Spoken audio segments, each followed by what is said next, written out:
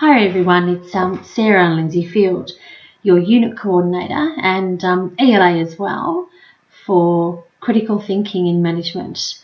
This is the first teaching period of 2016, so welcome to a fresh new year and the first teaching period as such as well. We have two ELAs in the unit this time around, Jason and I, and we're both really excited about this unit, and I think it's going to be a bit of fun along the way as well.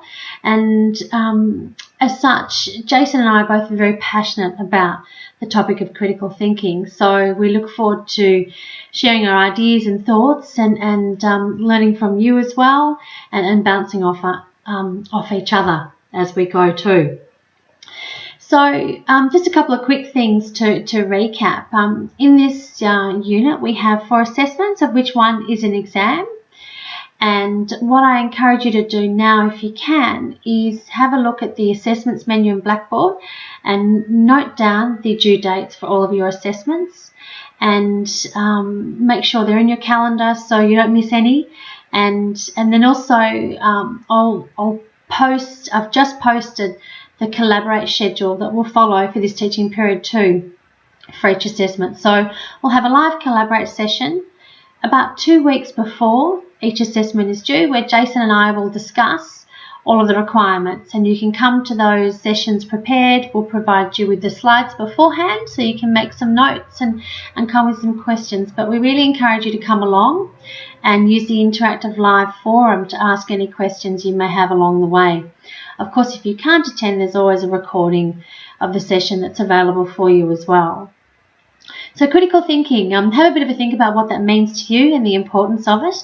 Your week 1 activity, which is posted now and ready to go, will get you thinking around it. I encourage you to firstly have a look at Tim Bednall's podcast. He's a Swinburne academic, and he has put this unit together on campus for Swinburne as well. So he's got some really good insights as to the importance of, why we need to study critical thinking. I mean, in essence, it's going to enable you to make better decisions in life and in your careers. It'll provide you with a much broader framework of evaluating decisions and arguments, and give you a much more structured way about evaluating the reasons for and against arguments of each side and so forth. And your first assessment's a really interesting one, whereby for assessment 1 you'll put together an argument map, which is a visual diagram of the structure of your argument. There are some wonderful software packages you can use, which we've got some tips and ideas for you there. And in our first Collaborate session next week on Tuesday, it'll be a great opportunity for you to get your head around assessment 1A, which is your argument map. And that'll give you a great chance to have a look at what an argument map is, what we're looking for the assessment, and what you need to do to put that together. So in light of that as well, next week in week 2, Jason and I will pair you all up. And the reason we're doing this is it gives you an opportunity to provide each other feedback on your draft argument maps as well, which you can then incorporate into your final submission. So if you look at the requirements for assessment 1 and what you need to submit, in your argument map, it will also include some of the feedback and recommendations you've had for your peers. So if we pair you up next week, so you can start working on that, that'll help you out greatly too. Just a little bit of housekeeping. You'll only hear from me in terms of discussion, unit announcements, as your UC, and most of our communication will be conducted on the discussion board with Jason and I.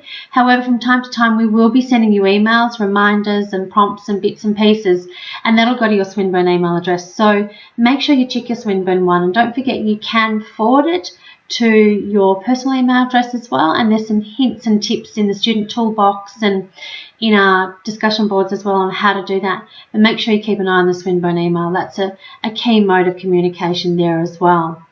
So we look forward to seeing you next week in our first live Collaborate session together on Tuesday. we'll pair you up next week as well, so you can start working on your argument maps and getting feedback from each other. These first couple of weeks are really interesting to give you a really nice foundation of critical thinking, what it is and what it isn't. So Jason and I look forward to seeing you on the discussion board, and please sing out if you have any queries, concerns or issues at all. If you're new to Blackboard, we're here to help you, and your fellow peers in your groups are also a really great source for any questions you may have too, and they'll be able to point you in the right direction. So keep on top of your weekly activities and discussion boards, and Jason and I look forward to seeing you there. Thanks a lot, guys. Bye.